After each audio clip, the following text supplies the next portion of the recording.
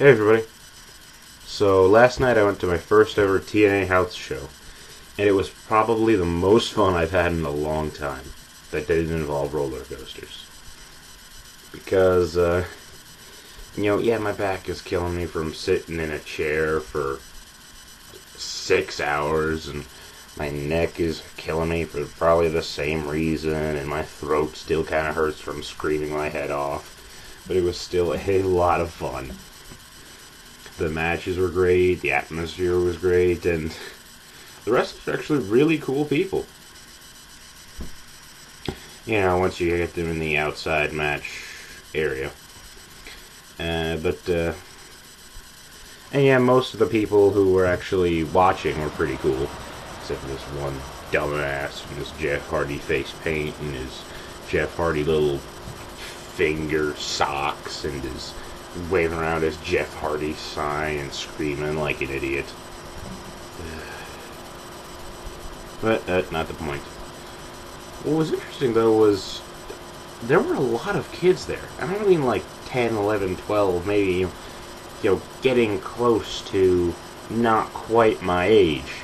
I mean like 5-year-olds, and that was a stupid decision on the part of their parents or whoever's decision it was to bring them there, because TNA is not a kid's show. A TNA House Show is not a kid's show. Because there are a lot of people screaming things that little kids should not be hearing. But, whatever. It was a lot. But yeah, I guess you probably want to hear about the show. Well, this was in Fayetteville, North Carolina, by the way. And it starts out, Jeremy Borash comes out, and he keeps talking about how they're going to get, he keeps asking who are the loudest fans, who's the noisiest, craziest fans, and everybody's screaming their heads off, myself included. And he keeps saying that they're going to give away backstage passes to the loudest, craziest fans. And those fans will go get to hang out backstage in intermission. And then some guy who looks like Eric Bischoff, but fatter, comes out and says, and they're talking to each other.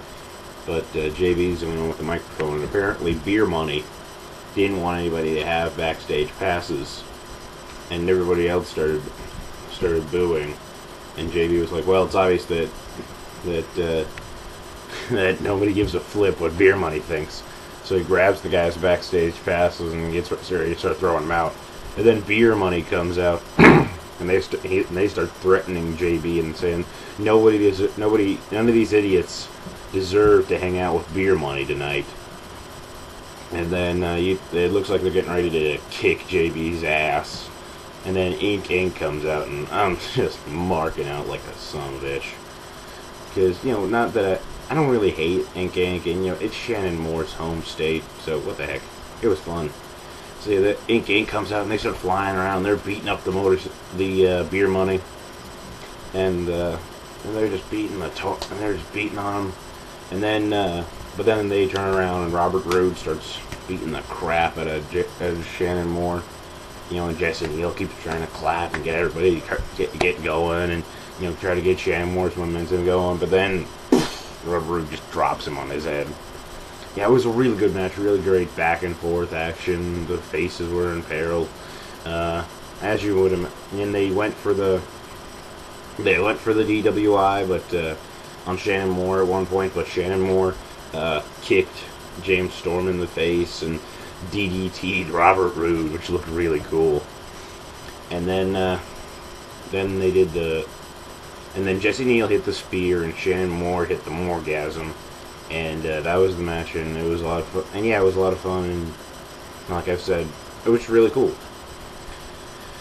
And then the next match after that was for the X Division Championship, and it was Jay Lethal versus the X Division Champion Douglas Williams.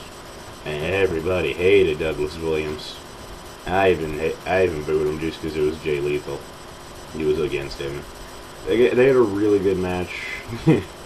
Jay Lethal kept doing his Ric Flair impression. He chopped him from one corner to the next, around all four, doing the strut.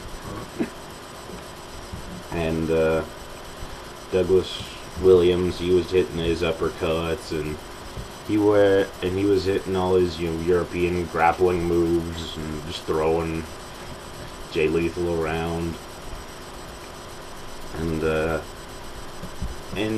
I knew that title wasn't gonna change hands on it at a house show, but I was still marking out every time he started the count for the pin for Jay Lethal. 1, 2. Oh no! Like, I couldn't believe he didn't win. At the end, Douglas Williams went for Chaos Theory, but Jay Lethal fought out of it, and he went up to and Jay Lethal went up to the top rope trying to do something, but Douglas Williams pulled on the rope and crotched him on the rope, and Jay Lethal fell down, and Douglas Williams went for Chaos Theory again for the win, and it was and it was a really cool match. And Douglas Williams was really good at soaking up the heat, even though he did throw out his little jacket thing to one of the fans. And yeah, then after that was the match between Angelina Love and Velvet Sky. And I told my dad, well, this is the one where I take a nap. But no, not Velvet Sky. It was Madison Rayne. That's it. Madison Rayne for the Knockouts champion. And I was joking that I was going to take a nap. But, actually a pretty good match for a women's match, and I'm sure you're tired of me saying it was a lot of fun to watch, but it was. The girls were pretty cool, and they were very attractive, and I actually wasn't the only guy cheering for Madison Rayne. About this match is when I started to become the heel fan. I was cheering for only the heels, just for laughs, and yeah, me and 2 other guys were cheering for Madison Rayne, and the rest of the arena pretty much was cheering for Angelina Love. And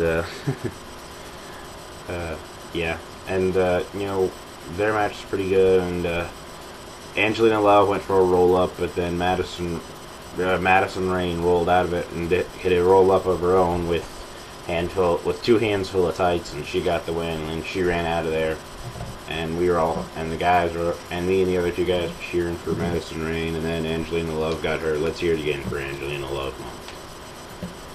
And yeah, we did. We had Jeff Jarrett versus Desmond Wolfe, and this is where I was full blown heel fan. I was cheering for Desmond Wolfe. I was booing the crap out of Jeff Jarrett. I was like, "Come on, Desmond, beat up that dried up old bleached blonde son of a bitch. Kick his ass. Tower of London." And they went back and forth, beating up on each other. And Desmond Wolfe was keeping him in some good headlocks and just going after the arm and hitting some uppercuts and just hitting some really stiff looking moves on him. And at one point, Jeff Jarrett went to get a chair, which was really weird. And went to grab the chair, but the referee said no, and a lot of fans behind me were stupid. "Come on, ref, let him hit him with the chair." Whatever. But yeah, the part that made me laugh during that whole match was when Jeff Jarrett hit the pedigree. I know it isn't called pedigree, but that was the first thing that came to my mind. It was like, oh, pedigree. And then he went for the cover, but that was only 2, and then he did the strut, which was funny. And then at one point, Desmond Wolfe, after slapping him around for a bit, and Desmond Wolfe started doing the strut, but he didn't do it right. He was yeah. And then Desmond Wolfe would go for the Tower of London, but Jeff Jarrett fought out of it, got to his feet, and then hit him with the stroke, which was, and that was the match. And I cheered for Desmond Wolfe anyway. And Jeff Jarrett had his bit about the U.S. about how great the TNA fans were, and talking about the U.S. Army and their strong connection with TNA, and then the U.S. Army, and that during intermission, the U.S. Army guys were going to get sworn in, or a bunch of new recruits to the U.S. Army were going to get sworn in, and they did, and it was kind of a cool moment.